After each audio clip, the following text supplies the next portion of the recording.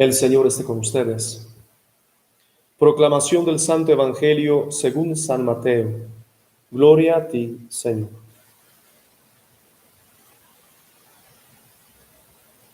Encontrándose todavía en Galilea, dijo Jesús a sus discípulos: Si un hermano tuyo comete algún pecado, habla con él a solas y hazle ver su falta. Si te hace caso, ganaste a tu hermano. Si no te hace caso, llama a otro o a otros dos para proceder como dice la Escritura. Todo litigio se arreglará con el testimonio de 2 o 3 personas. Si tampoco a ellos les hace caso, se lo dirás a la comunidad. Y si ni siquiera hace caso a la comunidad, harás de cuenta que es un pagano o un pecador público. Les aseguro que todo lo que aten en la tierra quedará atado en el cielo, y todo lo que desaten en la tierra quedará desatado en el cielo. Además, les aseguro que si 2 de ustedes aquí en la tierra se ponen de acuerdo para pedirle una gracia, mi Padre que está en el cielo se la concederá, porque donde estén 2 o 3 reunidos en mi nombre, ahí estoy yo en medio de ellos. Palabra del Señor.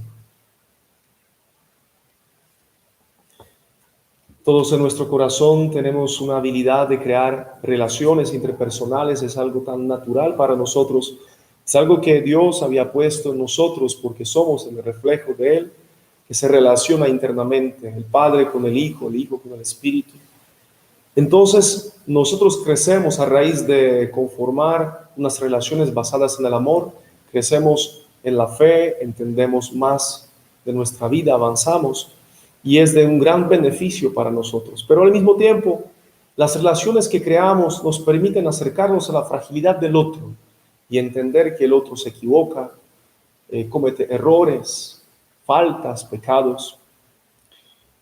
Y a veces este acercamiento al otro está marcado por un error, por ejemplo, cuando nos quedamos con una impresión después de haber hablado 1 minuto, 2 minutos, o solamente haber visto una persona. También en la relación, el primer contacto, queremos mostrar lo mejor, pero realmente cuando pasamos mucho tiempo con alguien, entendemos mucho más de la persona, entendemos sobre todo sus fragilidades, pecados, errores. Y el Señor hoy, como una medida, una respuesta frente a lo que podemos descubrir en el otro, nos propone la corrección fraterna. Esta actitud proveniente del amor no tiene nada que ver con el juicio que lleva a condenar a la persona. Sí es un juicio proveniente del amor, un discernimiento, una búsqueda de la verdad que me lleva a mí y la persona a la cual quiero acompañar a encontrar una medicina, una solución, o si la persona se había alejado de sus metas, sobre todo del Señor, es permitirle a Él regresar a Cristo. Finalmente nosotros somos pastores, somos guías de los demás. Por eso no podemos mirar tranquilamente lo que pasa con otra persona. Queremos ayudar. Es una forma de una ayuda, como dice San Pablo, el amor que no hace ningún mal al prójimo. Ya sabemos que la pregunta nuestra no es corregir o no corregir al otro, sino cómo hacerlo, viendo toda la complejidad de esta habilidad que tenemos nosotros, y sobre todo porque nos podemos equivocar muy fácil. Yo necesito tener toda la seguridad en cuanto a las pruebas que sí la persona sí de verdad comete un error, que no es mi imaginación, que no es un chisme, que no es un simple comentario de alguien, una percepción o una impresión. Entonces, primero que todo, queremos basar nuestra vida en la verdad. Y el punto de referencia o el referente para nosotros es Jesucristo, que nos da los mandamientos. Y si vemos que realmente la persona desobedece a Cristo cometiendo una falta moral, un pecado moral, o se aleja aleja de la doctrina. Por ejemplo, puede pasar que un sacerdote o un líder, un servidor en una comunidad predique lo que no es. Entonces, sí queremos llegar con nuestro amor para corregir a nuestro hermano. No queremos de ninguna manera que las personas se sientan obligadas de cumplir nuestros caprichos, porque podemos tener unas ciertas expectativas frente a la persona, las expectativas que no corresponden a la relación que llevamos con alguien, porque sabemos muy bien que las expectativas están inscritas en cada relación, pero tiene que haber un equilibrio, porque, por ejemplo, una expectativa en una relación matrimonial y familiar es diferente a una expectativa en la relación de amistad o compañerismo. Entonces tenemos que analizar primero nuestro corazón, lo que dijo Jesús. Primero mirar a nosotros mismos para luego corregir al otro. El tema de la corrección fraterna, y lo sabemos muy bien, no es un tema de moda. No está de moda, no es tan fácil. Y hoy en día, cuando el mundo nos propone tantos caminos y es muy laxo y justifica la actitud, el comportamiento de muchas personas, necesitamos ser fieles a pesar de escuchar varios comentarios. Por ejemplo, no juzgues a nadie porque todos tienen derecho de vivir como quieran.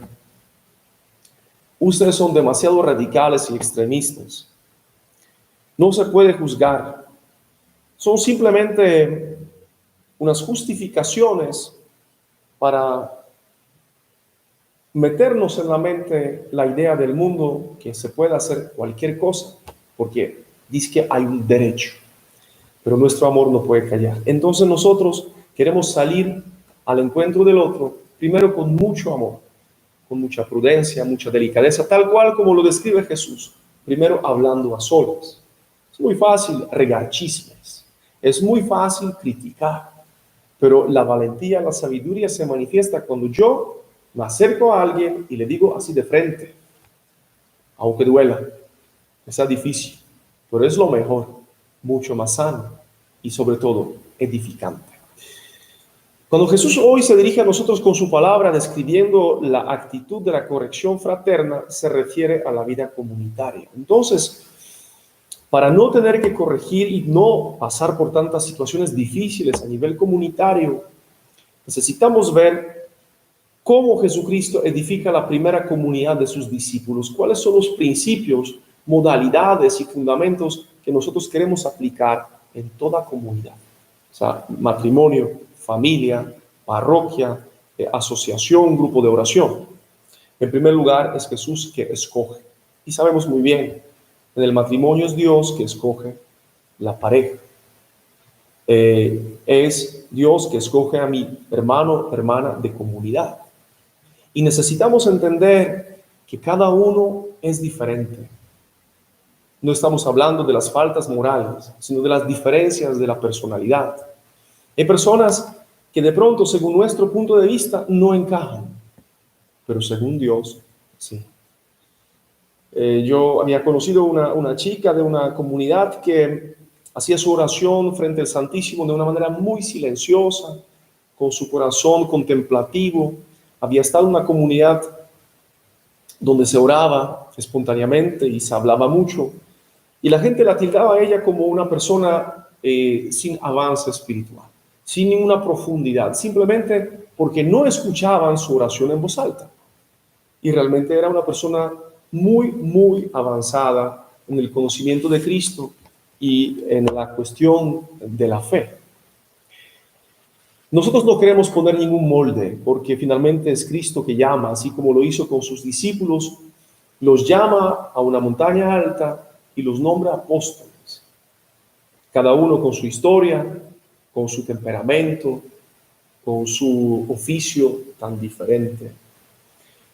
Y nosotros también entendemos que en el camino espiritual nosotros no podemos actuar como aduaneros, no somos nosotros los que decimos tú y tú, sí te puedes acercar a Cristo. Jesús envía una gracia, la primera gracia, que es la gracia del arrepentimiento, la gracia de conversión, que es universal. Entonces no impidamos a los demás, así como lo hicieron los apóstoles con los niños y con Bartimeo. Todos pueden llegar a Cristo. Pero luego, al acercarse a Cristo, necesitan cambiar de conducta, convertir su corazón, aferrarse a la palabra y crecer en la presencia de Dios, siendo nuestros hermanos de comunidad. Cuando tantas personas se acercan a nuestras comunidades, entendamos que el primer conocimiento y la persona más importante es Jesús. Así como Jesús preguntó a los discípulos qué dicen que es Él, es la persona más importante. Ejercer la adoración hacia nuestro Dios, formando del amor unos lazos de dependencia entre los integrantes de nuestras comunidades y Dios, es lo fundamental. A veces por vanagloria queremos aferrar la persona a nosotros mismos. Y suele pasar que un líder aparece delante de los demás como un gurú, que un predicador concentra la atención de todos en sí mismo. Y ocurre algo que yo pienso que todos hemos experimentado cuando se va un líder, cuando trasladan a un sacerdote, se dispersan los integrantes de la parroquia o van detrás de él. Y uno se pregunta, ¿la gente había creado unos lazos profundos con Dios o con un humano? O cuando alguien se decepciona de un sacerdote, de un obispo, de un servidor, a veces abandona la Iglesia Católica. Entonces realmente nunca estuvo en ella. Estamos expuestos a muchas pruebas. Incluso para conocernos necesitamos pasar por unas cuantas pruebas. Es algo natural en el camino espiritual, así como fue natural para los apóstoles durante una tormenta, pasar por la prueba, cuando Jesús estaba dormido, cuando Jesús dormía en la barca y no reaccionaba frente a la tormenta. Y los apóstoles se dieron cuenta que les faltaba la fe. Y así ocurre con nosotros, no es nada extraño. No nos escandalicemos por las pruebas que nos toca pasar. Y finalmente, cada obra de Dios tiene que ser probada.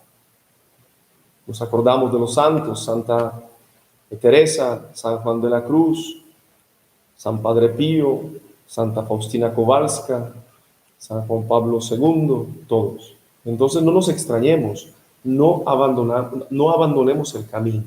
El Señor nos purifica de tal manera para mostrar primero qué tenemos dentro de nuestro corazón, cuáles son nuestras fragilidades, qué hay que corregir.